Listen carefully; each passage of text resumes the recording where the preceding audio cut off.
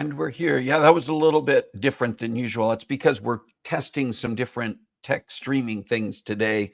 Got Tech Cheech in the background there running tech for us today. And hey, listen, we're hoping for the very best here. We've got an issue. I'm here at the hotel, by the way, in Providence, Rhode Island. And good morning and welcome to Coffee Breaks with Steve. And I'm also checking my own tech here. It's always fun when you get into the new setting and trying to get everything set up. I got into the hotel in Providence, Rhode Island late last night and tried to get as much set up as I could. And then I got up this morning and the internet in the hotel is just being absolutely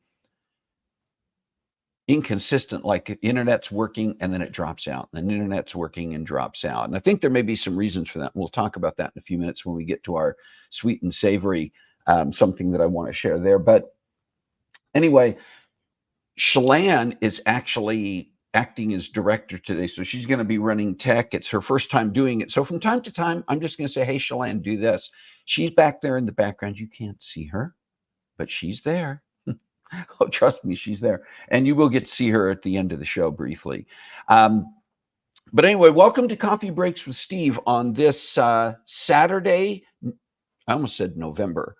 Hang on. You know that, and since Shalane's working in the background, she can't necessarily say it, but I will. Everybody drink.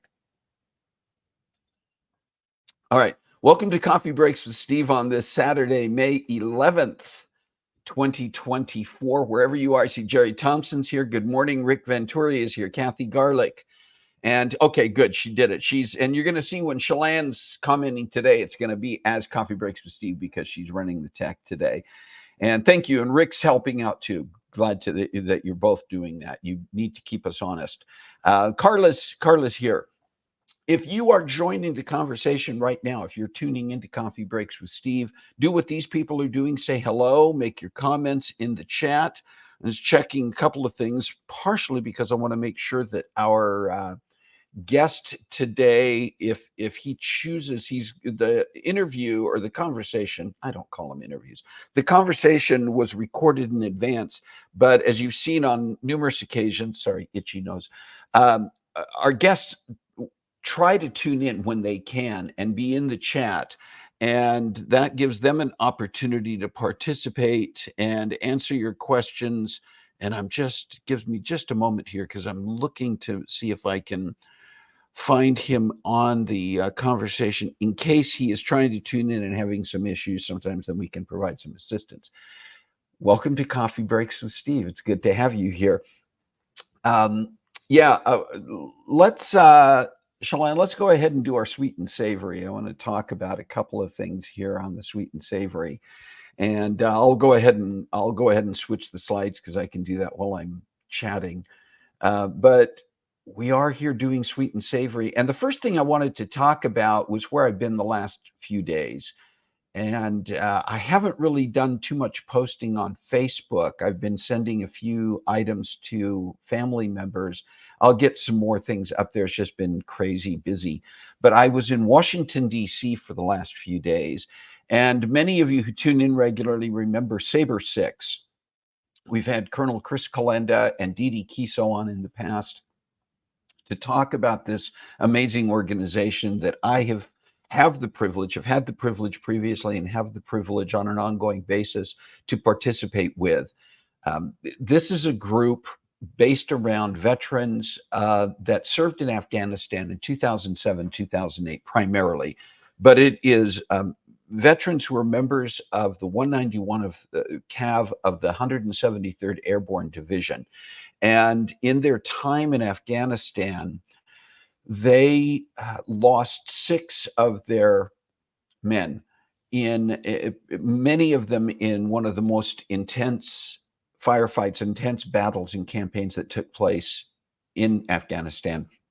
And following that, and following his retirement from the Army, Colonel Kalenda formed this nonprofit a couple of years ago in order to do a couple of things. One, to honor the 6 who died in his company. And there's where the Saber 6 comes in. The name Saber, they were known as Task Force Saber while they were serving there. And the 6 in Saber 6 is for those 6 men. And this began a year and a half ago when Chris Kalenda, to honor those 6, made a 1,700-mile ride, if I'm remembering correctly, across the United States, much of the United States, stopping at the grave sites of each of his men and ending in Arlington at the gravesite of Tom Bostic, who is buried there, and I think Major Tom Bostic.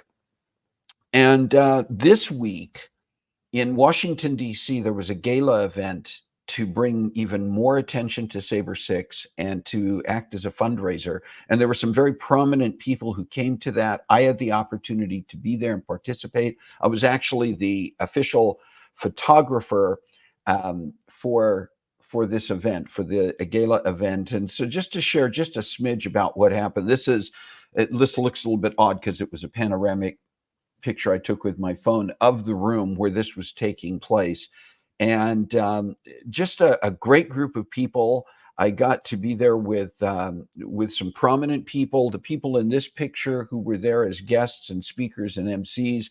The first picture that you see is retired Congressman Dick Gephardt, who served as majority leader for his party for a number of years in the House of Representatives, was a candidate for president on 2 different occasions, and is just a passionate speaker about America and about leadership in America. Our MC for this gala event in the middle was Margaret Brennan of CBS News, who is the host for Face the Nation on CBS News and also senior foreign affairs correspondent for CBS News. And then on the right, you're seeing Jay Johnson, Secretary Jay Johnson, who was the Secretary of Homeland Security during the Obama administration. So we're talking about some very prominent people, and there were many other prominent people in the room. There were judges, there were people who work in the government at the Pentagon for the State Department and in other official capacities, or have done so in the past. Many in the room who have military service. And for me, just an honor to be in that space, sharing time and sharing conversations with people who have served their country with tremendous honor. And it's humbling to be a part of Saber 6, period. And I got to be there with these dear people, Chris Calenda, Didi Kiso, who were hosting this event along with a few others in the Saber 6 community and organization. And then the next day, we actually had an opportunity to go first to Fort Myers, which is connected to Arlington Cemetery. You have to have special passes to get in, go through security, et cetera, even to get into Fort Myers. It is a prominent military base. In fact, on Fort Myers, on the base itself, are the private quarters, the homes of the Joint Chiefs of Staff for the military, who are the heads of each military branch at the Pentagon, live there, etc. But there was a 5K run. There were I don't have all the pictures loaded yet, so very limited information up here right now. But there was a 5K run. They do this every year, but this year it was done specifically in honor of another one of the soldiers who served with Saber, Task Force Saber, and died during that campaign. And his family was there, and I'm not going to remember his name right now, so please forgive me, but I will put it up there later. I know his last name is Fritchie, and I'm forgetting his first name. Ryan, excuse me, Ryan. And Ryan's family was here, and this company of members of the Army ran this 5K along with several other people who came representing the family and representing Saber 6. We then were able to go into Arlington. Again, don't have all the pictures loaded yet, but go into Arlington and actually go and watch the changing of the guard. There was a wreath ceremony that was done by members of Ryan Fritchie's family in his name at the Tomb of the Unknown Soldier. And then we got a private tour of the barracks for the guards who guard the tomb. And the old guard that serves there and the members who guard that tomb. I mean, they were actually coming in and out while we were getting the tour, getting ready to change the guard, getting into their uniforms, etc. And then finally, we went to the gravesite of Major Tom Bostic for a moment to honor him. And to take time for Chris Calenda and other members of Task Force Saber, of Saber 6, who served with Ryan and served with Chris Calenda, to take a few moments at his gravesite. After that, they took us, it was raining. They were going to do this outdoors, but because it was raining, we went to an indoor gymnasium where they had the fife and drum corps. This is the Old Guard Fife and Drum Corps that plays not only at special events and during funeral ceremonies at times at Arlington. They also play during presidential inaugurations, special events at the White House, etc. This is an elite group. And again, I will take time to upload some of the photos and hopefully even video that I took later. I just got in. This just happened yesterday. I got into Providence late last night, so I'm still playing catch up and also trying to work with some of the interesting technology that we're dealing with here. But then the other thing I wanted to mention is tied to that. And again, I just want to say a huge, huge thank you to Chris Calenda, to Didi Kiso, to Christina Crick, to Karen Pfeiffer, to all of my friends, new and old, that I've had the opportunity to get to know through my participation with Saber 6. It is an honor. It is a privilege. It is a pleasure to be able to do things with them. And I'm always, to me, it's always thrilling to be in Washington, D.C. Carol and I call it Disneyland for grown-ups, especially if you have any sense of patriotism, any sense of history, any sense of government. Just to be in that city is always fun. As I typically do, saw a few motorcades, coming here and there, some small, some large. But did have a chance at the end of the day yesterday, before I had time between checking out of my hotel and having to go to the airport. I went with Dee Dee Kiso and Karen Pfeiffer to the Smithsonian American History Museum. We got to spend hour and a half, 2 hours walking around, seeing part of that with them. Left them there to do more after I had to get back to my hotel to pick up my luggage and get to the airport. But yeah, that's just so much I can share. As you can tell, I'm full of what has happened. I'm full of it. I'm full of what has happened over the last couple of days there, and still processing. All right, the other thing I wanted to mention is potentially part of the reason that there's technology issues here with the internet at the hotel. And I can't remember if I mentioned this. I ended up connecting with using my phone as a hotspot, which is also very. Thought I heard a train, and I don't think there are any train tracks around here. It's also iffy because you never know if the phone hotspot is going to have enough of a cell connection itself to process. But so far, so good.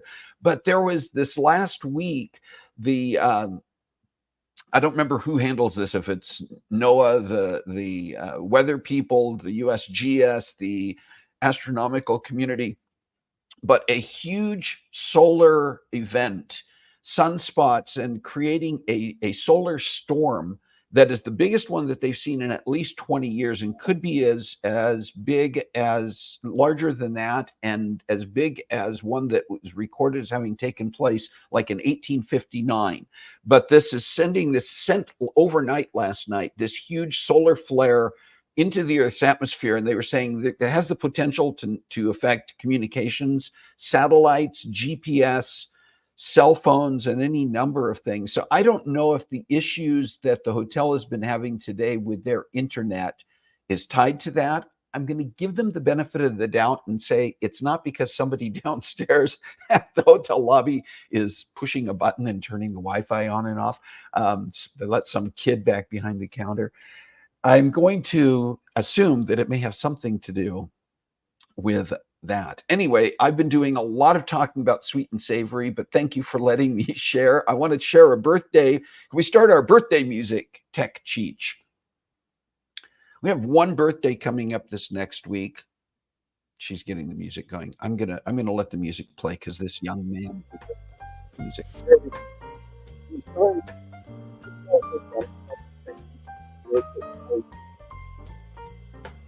Let's turn the.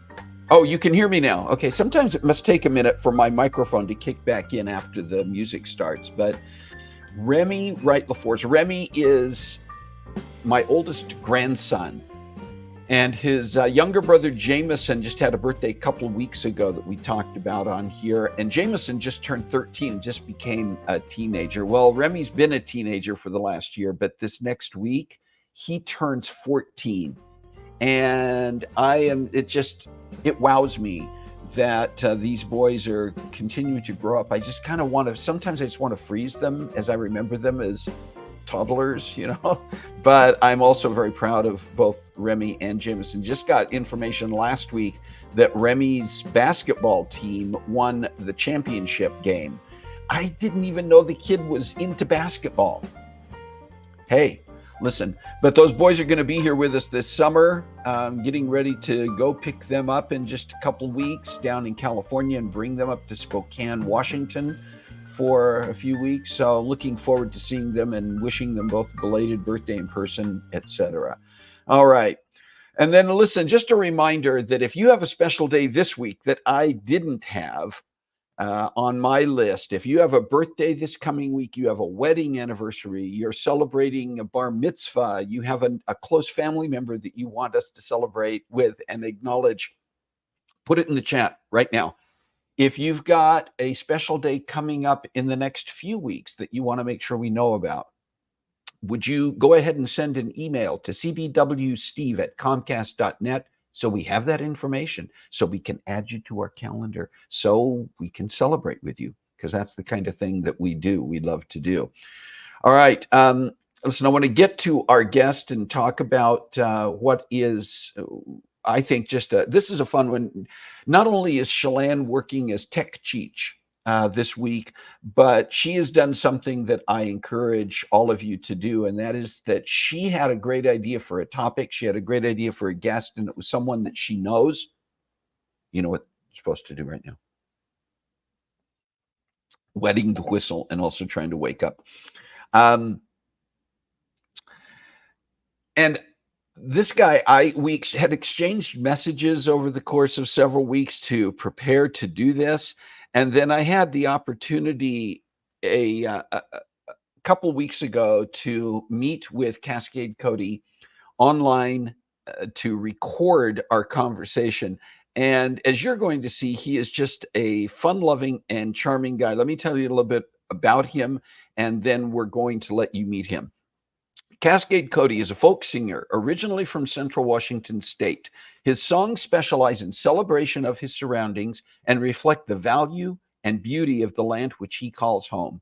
Cody's music has garnered him a nice spot on the Washington State music scene, and you can see him playing at several music festivals over the course of the year. So now, here is my conversation with Cascade Cody.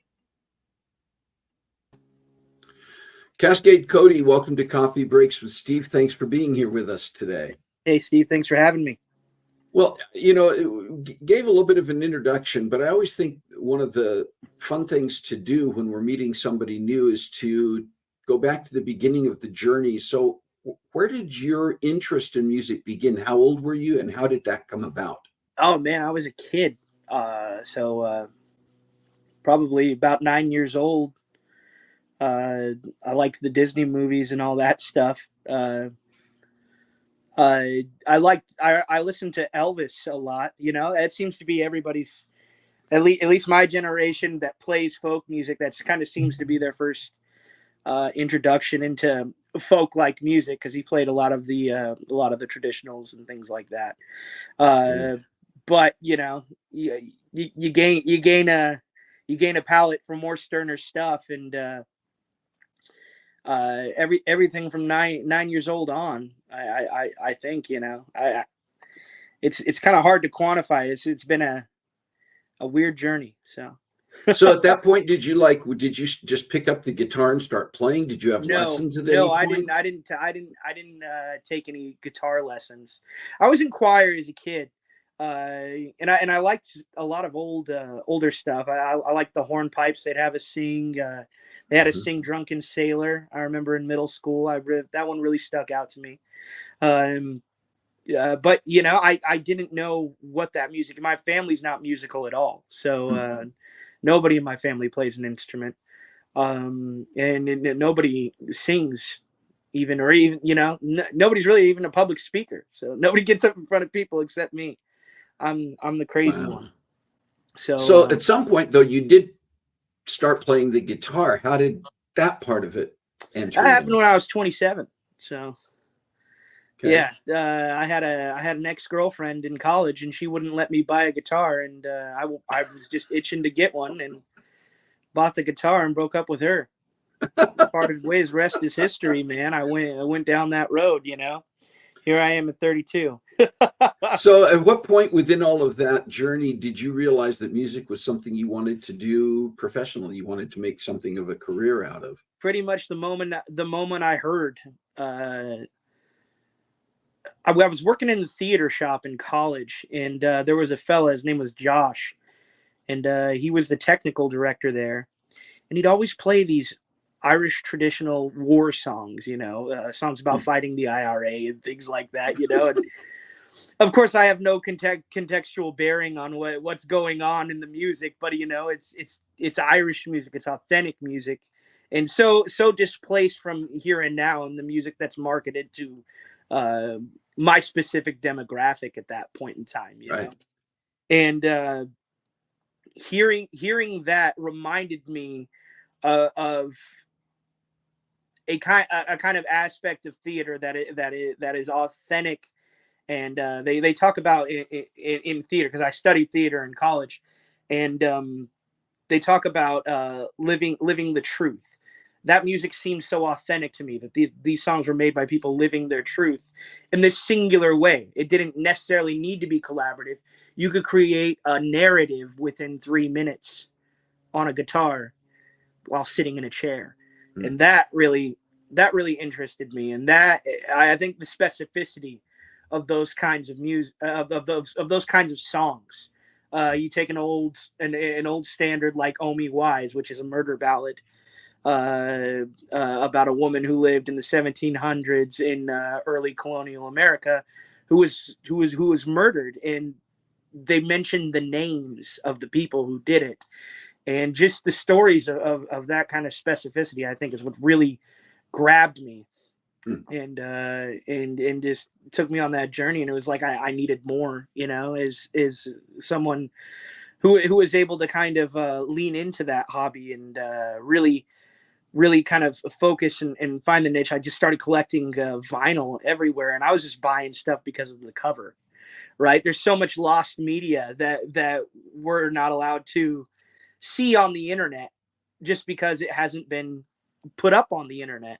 Yeah. And when you go combing into these older catalogs, even books, even for the longest time, I was sitting up at night on the Internet Archives or the Gutenberg Press or whatever it was called, and just looking up these old songs that you'd find in lecture books, or the child ballads, which was childs who went out and collected all these old folk songs. And there's another feller named Roud who did the same thing. My cat is rubbing up against my phone. That's fine. It's always good to have cameo. Yeah, I know.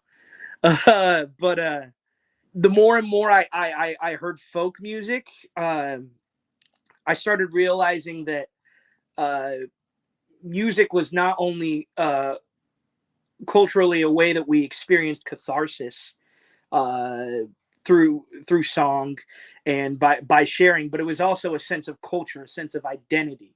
Things have been watered down so much due to just the mass globalization of media. If you listen to music, especially a lot of older music, even spanning from the 30s, you see all of these songs. They have regional identities. They have they have cultural identities. A song that travels from Europe to America is no longer the same song anymore because they adapted an old ballad to the surroundings of Appalachia that originated on the shores of Ireland. And that just, it amazes me that you can find one folk song, and any folk song that you can find 20, 30 different verses to it that have been written down. And we're going down the rabbit hole of folk music right now for me. But that's why I love folk music, and I think just the specificity of those old Irish ballads that I heard, was the reason why I started to just. It was something I had to do. It was like a snap inside me. It was like, boom, this is it. This is what you need to do. You could go out and try and make it as an actor, but this thing you can have some control over, and you can be in a room, and you can recite these words. You can look at these poems. You can revive all of this, early Americana, and in a way utilize it for your own means. Yeah. But also revive these people's voices, And I've taken a lot of old poems from books collected by fellows like John Lomax, who is the founder of the Smithsonian Folkways. Sorry, Boot is grabbing this lamp, and I'm sitting here. I got you on the charger. There's a song I have called "Biscuit Shooting Susie," and that's just a poem collected by a fella that was going out and asking, "Do you know anybody who knows some songs?" And he would take them and he would write them down. And ethnography is what it's called. And that stuff just it interested me so much. And I like it. Yeah. Do you with that, just clarifying, do you typically take songs that already exist and perform those? Do you write your own music? Do you take in lyrics that are already there in the form of a poem and create music? What is your approach to I do creating? both. So there are songs created solely by me, and there are songs where I've taken pieces and bits of somebody else's work, Hmm. who's usually long gone and dead, and everybody's forgotten about it. And I'm kind of trying to just revive uh, what what they wrote, or at least capture the essence and put it into uh, a more palatable contemporary Hmm. casing. Uh, Usually I'll take like we took a song called my buddy Kyle Allen Hobbs and we took a poem recently, and we were just working on this song yesterday called Where the West Begins. And I don't quite remember who the original writer was, but it was written in 1917. And we took it, adapted it, and utilized it as the main refrain or chorus in the song, and wrote our verses around it. Uh, and yeah, it's a song about Washington State. Um, and yeah, just I like to take things that are considered obsolete. Now, maybe what I do is called a big part of what I do is song salvaging, or Hmm. I look for that stuff consistently. And a lot of this isn't anything new. A lot of people, I mean, Dylan was doing it. That a lot of those songs, Don't Think Twice, It's All Right, was originally taken from a song called Who's Gonna Buy You Pretty Ribbons While I'm Gone, by a fella who took that song from an old book that he found in the Library of Congress. And his name was Paul Clayton. And Hmm. yeah, there's just so many different interesting it's interesting stories that come along with a song that's already good. The Weavers, a long time ago, Pete Yeah. Seeger's old band. Yes. They have a song called "Kisses Sweeter Than Wine." Hmm. That song originated as an Irish ballad Hmm. that was taken from that was adapted by Leadbelly, and Pete had a version that he wanted to write, so he took that song from Leadbelly, who took the song from a fella that was singing this Irish ballad, and made "Kisses Sweeter Than Wine." And yeah, Wow.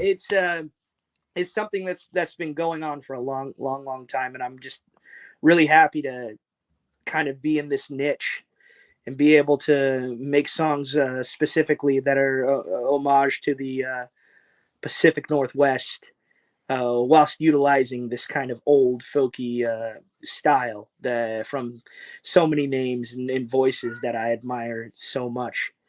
That at the time might have been looked at as just stuff in the zeitgeist, but has Hmm. outlived so many more pop records in a meaningful way. Uh, it's just astronomical. I mean, folk music is coming back. You see it now, especially roots music. There's a whole demographic of country music that people aren't even really listening to on the radio that's topping charts, and Hmm. it's because of grassroots movements, the internet, Tyler Childers, that a guy like that, Zach Bryan, those were guys all came out independently. Right. They didn't have a backing like a Morgan Wallen, a fella named Cody Johnson, uh, really taking the traditions of the old ways and just, refocusing them, not necessarily copying, but definitely utilizing those tried and true methods. And Yeah. I think that's the coolest thing about folk music, is it just keeps coming back and giving to us culturally. Do you want to talk a little bit about why you chose the name Cascade Cody as your performance, your stage name? Yeah, I was actually one night, after college, I was selling cars for Yakima Dodge, and I was just thinking about what the next step in my life is going to be, because I didn't want to be on a car lot forever. And I looked up this. I was just looking up old songs like I did every night, and I saw this fella uh, named Grandpa Jones, who's you know, kind of he people know of him today, you know. He was a contemporary to the Hee Haw Yeah. group, Buck Owens, Roy Clark, Right. String Bean, if you want to get into more specific people. Yeah. And he played on that variety show, but he actually had a career that spanned from the 20s all the way to, I think, the 80s. Hmm. And he originally had to wear makeup as this character, Grandpa Jones. And then come the end, he's really Grandpa Jones. And so, and there was another country artist named Cody Johnson, and Cody Jordan is my real name. So Cody Jordan and Cody Johnson, if you look at the same thing on a docket, just the names, they look really, really similar. So I just decided to forego any confusion that people would get. You know, I didn't want people coming to my show expecting to see somebody else. Yeah. And I was definitely more folky, and I wanted to be in the same vein, or a similar vein at least, to fellas like Grandpa Jones, you know. And that's why I ended up with that kind of vaudevillian, you know, in the theater background as well. Yeah. That vaudevillian homage to the days of yore, which is really what the whole thing, all of it is about. Cascade Cody and his whole bootstraps my band. That's an homage to Bob Wills and his Texas Playboys. You know, it's Yeah. uh, and all the country bands used to name themselves like that. And That's so, right. all the big That's string right. bands, and yeah, and just continually, I want to just keep that tradition going. I like that. And the Cascade part, of course, you're Pacific Northwest guy, so Yeah. Cascades makes sense, doesn't it? Right, exactly. Yeah, yeah. I grew up in the foothills of the Cascade my whole life. I lived in Weenass, so the Weenass Plains right there, right next, right off of Ellensburg and Cle Elum. So Yeah. yeah, And by the way, if that people watching from other parts of the country or the world and you hear those town names and you're going, what the heck is he talking about? Google map it. You'll figure it out. It's not that difficult. Get introduced to some of the names in the Pacific Northwest that people go, what? yeah, Yeah. yeah. So yeah, I like that a lot. Who are your? You've talked. I think you've talked about some of them, but just to focus a little bit more, who are your specific musical influences?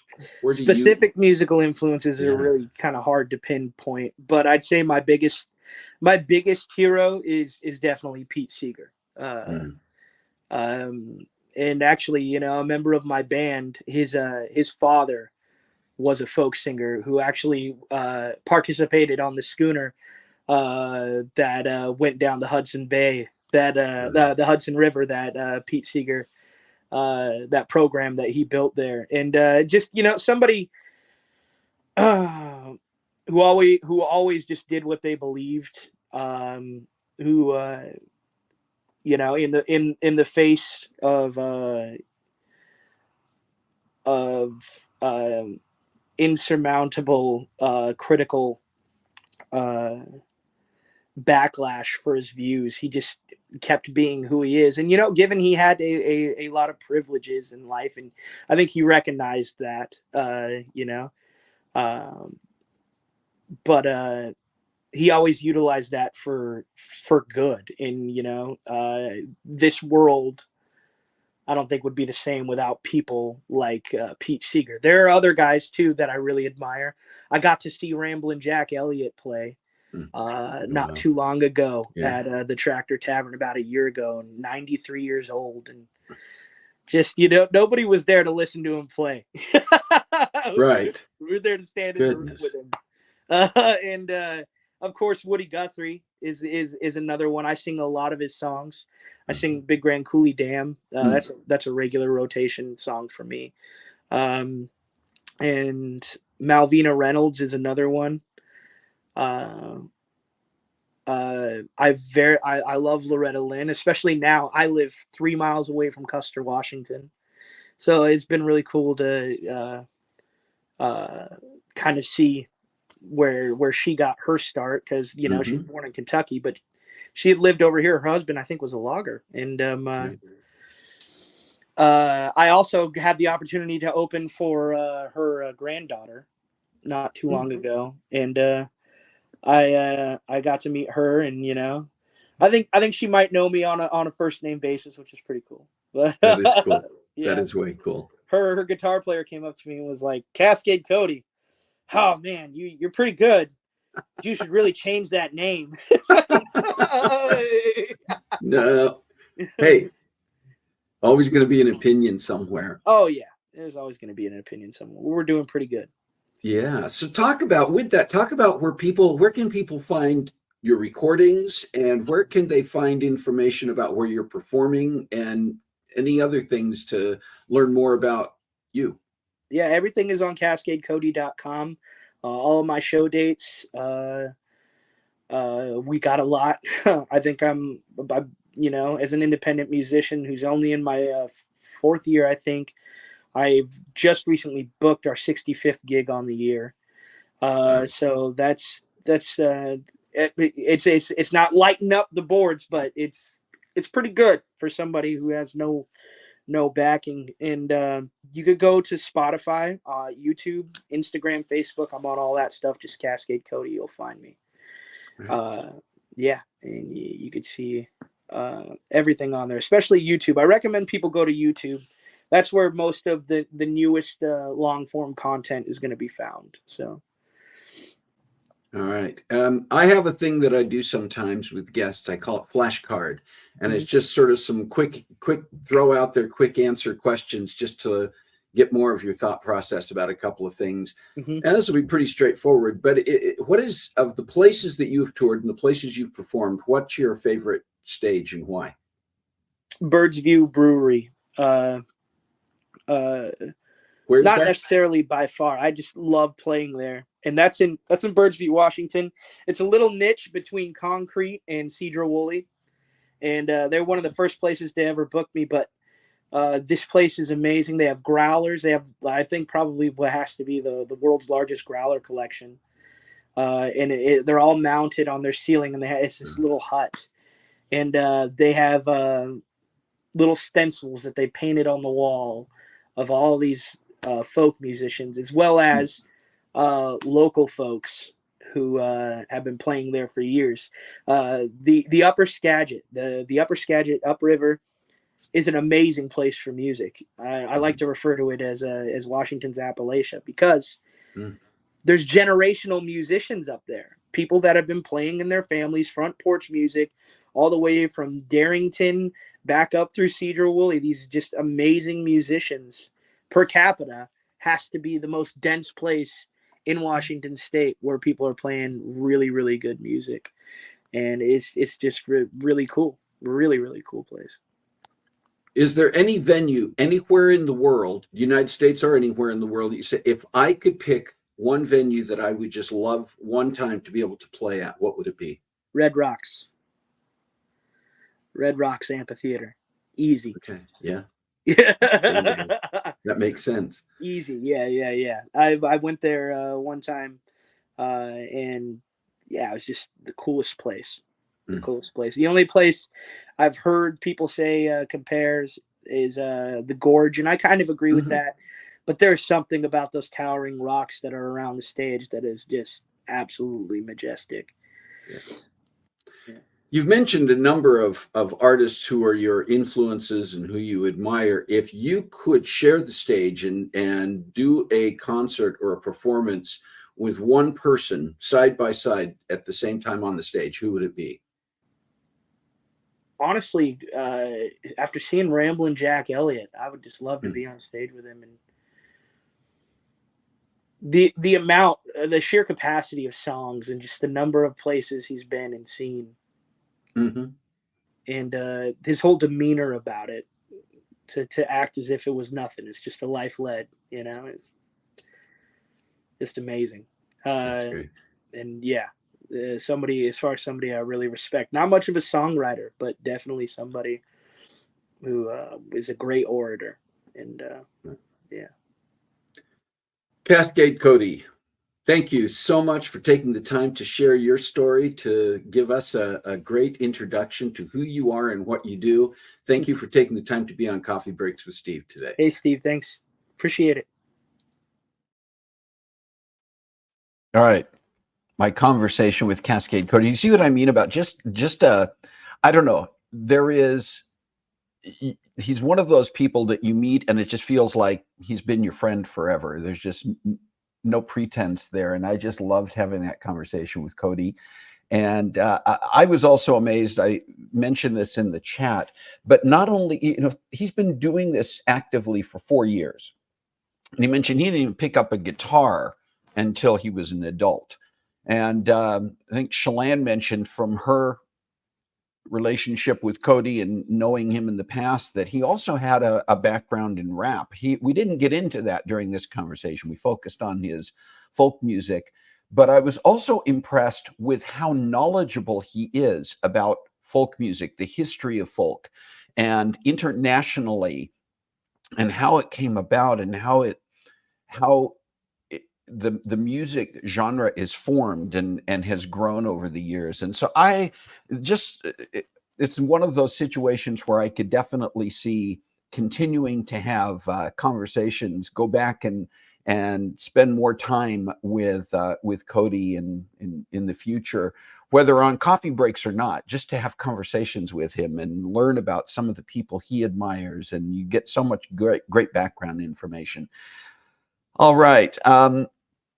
I do want to do one more thing here because Cody gave us permission to do it. And Shalane, over in the video clips, there is a video called the Anacortes Waltz. And this is one that Cody and his band recently performed and uploaded as a music video. And I'll give you a little bit of a taste of his music and what he sounds like when he sings. So Shalane, go ahead. Let's go ahead and play Anacortes Waltz.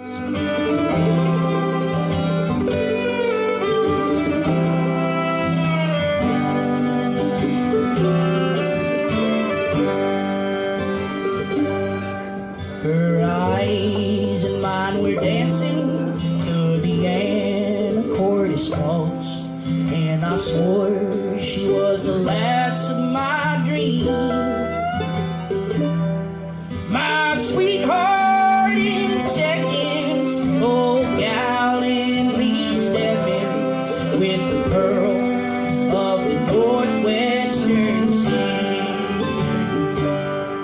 I held my darling softly to the Anacortes Waltz, beneath the yellow moonlight so serene,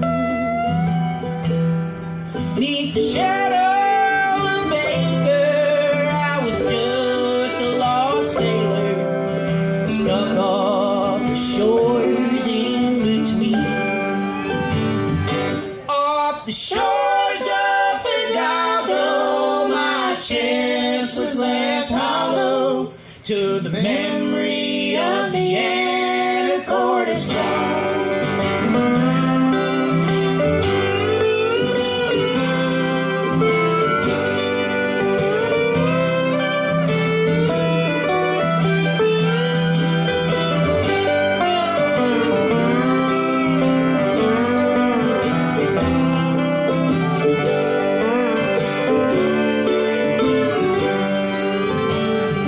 Oh, she left me alone swaying to the Anacortes Waltz, a vessel left sinking in time. And any lighthouse is worthless here in sweet Annie Curtis. Any love that name is mine. Off the shores of Hidalgo, my chest was left hollow to the memory of the Anacortes Waltz.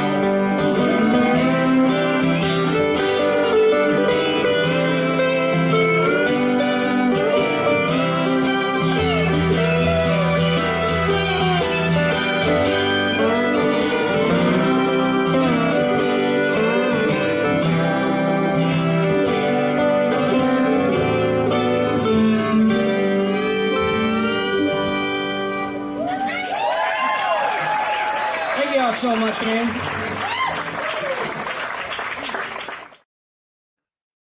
Yeah, what did you think of that? I'd love to hear your responses in the chat on that music video. Yeah, Shalane mentioning this sounds this good without auto tune. That's just live. That was just a live performance, and it impresses me. I've gone out onto the YouTube channel and onto Spotify to listen to and to look at more of Cody's music, and it's great. It's a lot of fun. He's got some that are actually, that one. Some of those just really grip your soul, but there are some also out there that he's got that are pretty funny and fun to watch. So take the time to go out to his YouTube or to Spotify and check out some of those. I want to let you know some things that are coming up. We are getting to the end of the time. Thanks for sticking with us. And Kathy mentioning did a unit of folk music with her kids. Kathy Garlick, if you're looking, I'm going to go ahead and pop this up there. She is a music teacher in the school district in Utah. And she's talking about she did a unit. It's amazing and so all-encompassing. You could have done it all year and not. Yeah, it comes from all countries and all walks of life. That is so true, Kathy. And that's the thing, folk music, it tells stories. And you can find so many different artists and songs that bring that folk music to life. It is a genre of music that I think you could spend years just listening to and studying. And I appreciate that there are people like Cody who are out there doing that. Let me tell you some things that are coming up in the next couple weeks. And I'm actually going to bring Shalane to the stage with us for a minute to talk about something because let's see, that's already on. All right, here we go. There's Shalane. Shalane. Yes. You're going to be guest hosting next week because I'm going to be out doing some other stuff. So tell us a little bit about next week and what you have in store for us. So it's between two guests, okay? So I've been reaching out and put out feelers for various people. I'm still trying to work out who I'm going to have. We might just do a battle to the death and have them both on. But that could be fun. You'll want to tune in because either way this ends up going, I think it's going to be a lot of fun. Yeah. So, I don't want to tell too much. We will be putting out advertisements on the subject, I think, before we get there. But that is correct. Show up. It's always a good time. It will be a good time. Stick with us here as we get to the end. And first of all, also, Shalane, thank you for directing and running tech today. Normally, Carissa is here as our director. She had some other things going on, and this was a good opportunity for Shalane to get prepped to run the show next week. There's director Dog and moderator Kat, neither of whom could be here today. I'm tech cheat. You did it all, my friend. Where we went, so there you go. I love it. Hey, in a couple of weeks, we're going to have... I think it's going to be another one of our very, very special shows. And mentioned this a couple of times. And I actually got to spend some time with Karen this past week with Saber 6 because she's very involved with that organization. Her husband, Chris Pfeiffer, was one of the 6 who died in Afghanistan. And her story, not just about that moment and that situation, although, yes, that will be included, but Karen's story itself is fascinating. What led up to that time, she and Chris together, learning more just about Chris Pfeiffer is worthwhile. But also some of the things that she went through and has gone through since then. And it's an appropriate message and an appropriate conversation for Memorial Day weekend. So you will want to be here for that.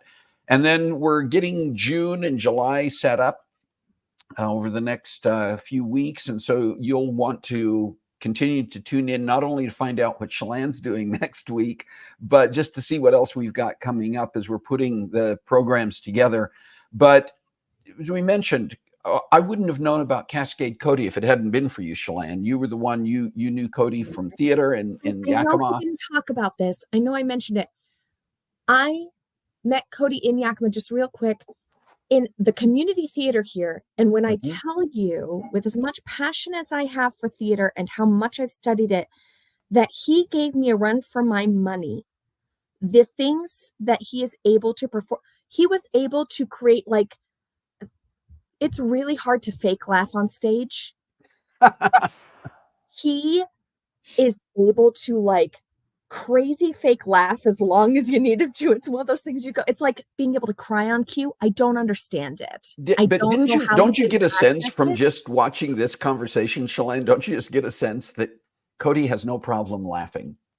There is that. There is that. But it's just Right? like the level of But it's things like natural when he the does it only on thing I stage. don't know if he can dance, but he sure as heck can act and sing. So he We might should find be, out if he I can don't know, dance. the laugh on command might be his triple threat. I don't know. Hey, well, listen, just want to mention, just like you introduced Cody, everybody out there, anybody out there, you may have topic ideas. Those have come in from so many of you that we have been able to use, and introductions, ideas about guests. Yeah, we can reach out to somebody just on a cold call. If it's some big celebrity, it's probably not going to happen unless you know them already. That's great. I don't mind, but we're not necessarily looking for big celebrities. We're looking for people with whom we can have a great conversation, a great topic.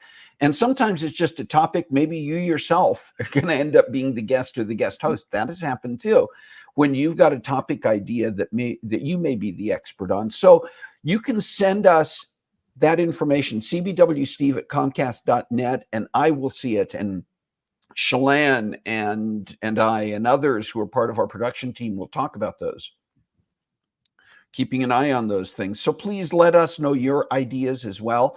And then the other thing I'm going to do is make my pitch once again. We're looking at possibly we'll put out some questionnaires and polls before we make any changes.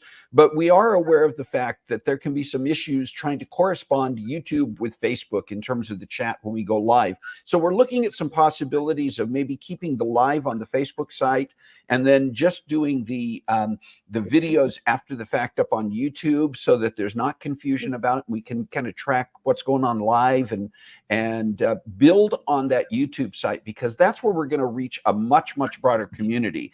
It's tougher to connect with people on a real broad stream on Facebook unless they're already friends, as you're aware.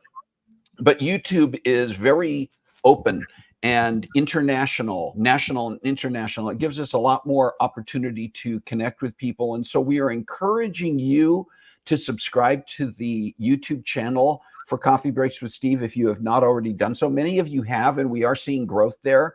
But if you can also go to that site, copy the stream, send your messages or emails to the people in your network who you think should be watching Coffee Breaks with Steve and meeting some of these people like Cascade Cody and the interesting, mysterious guest or guests with whom Shalane will be conversing next week, and people like Karen Pfeiffer in a couple of weeks. If you get them on the YouTube now, they're going to be able to tune in on Memorial Day weekend and hear that amazing story as well. So I'm asking you to subscribe, but I'm also asking you to get the word out to other people and invite them personally. Let them know why they should be subscribing to the Coffee Breaks with Steve YouTube channel.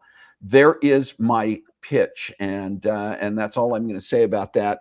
And we're going to get ready to sign off here. And Shalane, in a moment, I will let you go to the video clips and run the closing credits. Excellent. But before we do that, yeah.